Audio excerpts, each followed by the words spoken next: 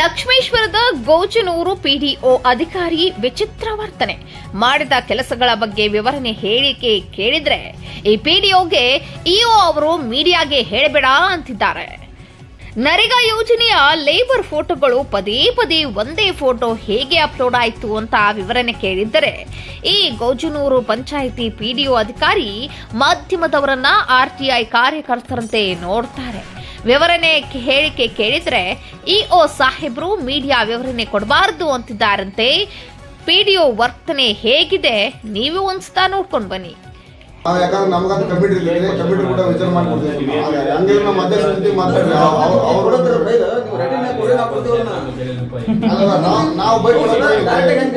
ಒಂದು ನಿಮಿಷ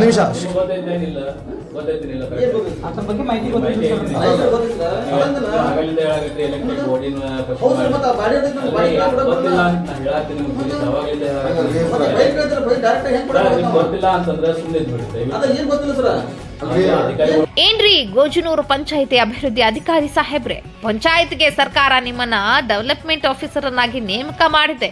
ಮಾಧ್ಯಮ ವಿವರಣೆ ಕೇಳಿದ್ರೆ ಅಧ್ಯಕ್ಷರನ್ನ ಕೇಳಿ ಇಒ ಸಾಹೇಬ್ರು ಕೇಳಿ ಅಂದ್ರೆ ಹೇಗೆ ಸ್ವಾಮಿ? ನಿಮ್ಮ ಪಂಚಾಯತಿಗೆ ಅಭಿವೃದ್ಧಿ ಅಧಿಕಾರಿಯಾಗಿ ಸರ್ಕಾರ ನಿಮ್ಮನ್ನ ನಿಯೋಜನೆ ಮಾಡಿದೆ. ಅಧ್ಯಕ್ಷರನ್ನ ತಂದು ಪಿಡಿಒ ಸ್ಥಾನದಲ್ಲಿ ಕೂರಿಸಿಲ್ಲ.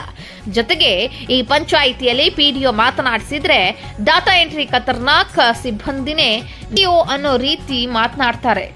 ಈ ಪಂಚಾಯಿತಿಯಲ್ಲಿ ಯಾರು ಯಾರೊಂದಿಗೆ ಮಾತನಾಡಬೇಕು ಅನ್ನೋ ಕನಿಷ್ಠ ಜ್ಞಾನವೂ ಇಲ್ಲಿ ಇಲ್ಲದೆ ಇರುವುದು ವಿಪರ್ಯಾಸ.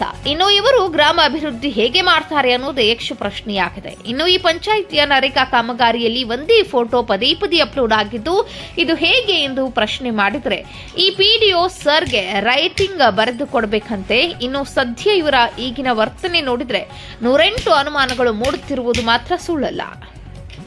Bureau report UK27 Kannada news, Lakshmeshwar.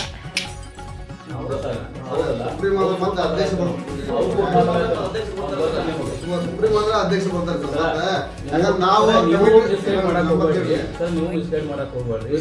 ಅಧಿಕಾರಿಯನ್ನು ಸುಪ್ರೀಂದೊಳಗ ನೀವೇ ಇರ್ತೀರಿ ಹೊರತು ಅಧ್ಯಕ್ಷ ಬರಲ್ಲ.